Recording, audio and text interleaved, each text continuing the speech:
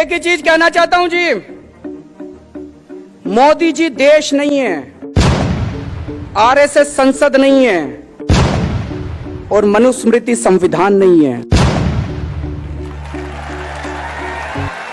संविधान दुनिया का सबसे बेहतरीन डॉक्यूमेंट है जो बाबा साहब अंबेडकर ने बनाया, लेकिन आज हमारे देश की सारी प्रॉब्लम्स की जड़ यह है कि संविधान के परखच्चे उड़ाए जा रहे हैं, संविधान को लागू नहीं किया जा रहा है।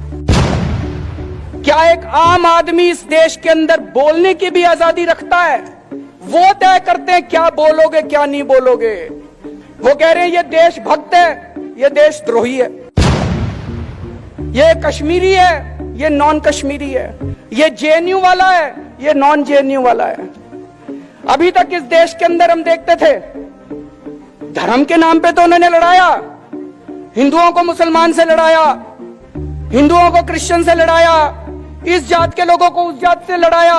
ये पहली बार हो रहा है जब ये हिंदुओं को हिंदुओं से लड़ा रहे हैं। ये हिंदू भारत माता की जय बोलता है, ये हिंदू भारत माता की जय नहीं बोलता, इसको मारो, इसको पकड़ो। लोग खुलेआम टीवी पे आके कह रहे हैं इसका गला काट देंगे, इसको पाकिस्तान भेज देंगे। ये बाबा साहब अंबेडकर का संविधान कहता है? नहीं कहता है। ये बाबा साहब अंबेडकर के सपनों का भारत नहीं है।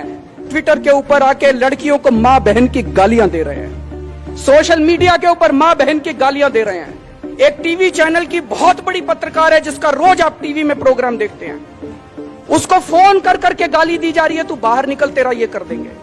उसको ट्विटर के ऊपर गालियां दी जा रही है। एक दिन मिली मेरे को 3-4 दिन पहले और वो बड़ी नर्वस हो रही थी कि मैं अब सुरक्षित हूं कि नहीं हूं। इतने बड़े बड़े पत्रकारों को गालियां दी जा रही है।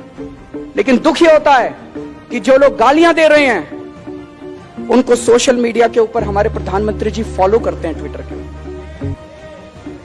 ऐसा क्यों हो रहा है? इनको कहां से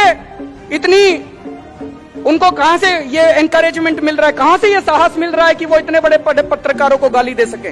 साहस मिल रहा है क्योंकि प्रधानमंत्री जी उनको फॉलो कर रहे हैं। उनको प्रधानमंत्री आवास पे बुला के उनके साथ फोटो खींची जाती है, वो फोटो ट्विटर के ऊपर है। चर्चा शुरू हुई कि सावरकर को स्कूलों के सिलेबस में लाया जाना चाहिए कि नहीं लाया जाना चाहिए। मनीष ने उसका विरोध किया। आधा घंटा पौना घंटा इसकी चर्चा चली कि सावरकर को स्कूलों में पढ़ाना चाहिए कि नहीं पढ़ाना चाहिए। जब मनीष ने विरोध किया, उनको लगा बाहर बात फैल जाएगी, तो स्मृति जी कहते हैं नहीं, इसको बात को यहीं खत्म करते हैं, हम नई शिक्षा नीति बना रहे हैं, उसमें डाल देंगे, इसको बाद में आपको बताएंगे इसके बारे में। मैं आज मनीष सिसोदिया से अपील करना चाहता हूं, उन लोगों को सावरकर पढ़ाने दो, आप दिल्ली के सारे स्कूलों में अंबेडकर साहब को पढ़ाइए। बाबा साहब के जीवन और बाबा साहब के विचार, बाबा साहब के संदेश, इनको विस्तार से आप दिल्ली के सारे स्कूलों में इसका सिलेबस तैयार किए और सारे स्कूलों के अंदर इसको पढ़ाने का इंतजाम कीजिए। आज मौजूदा सरकार, आरएसएस के प्रमुख कहते हैं रिजर्वेशन के ऊपर पुनर्चर्चा होनी चाहिए। प्रधानमंत्री जी कहते हैं हम रिजर्वेशन के पक्ष में हैं। किसको बेवकूफ बना रहे हैं? चित भी मेरी पट भी मेरी। चुनाव हार जाएं तो कहते हैं दलितों के वोट चाहिए, चुनाव हार जाएं तो कहते हैं रिजर्वेशन होना चाहिए, चुनाव जीतने के चांस हो तो कहते हैं रिजर्वेशन खत्म कर दो।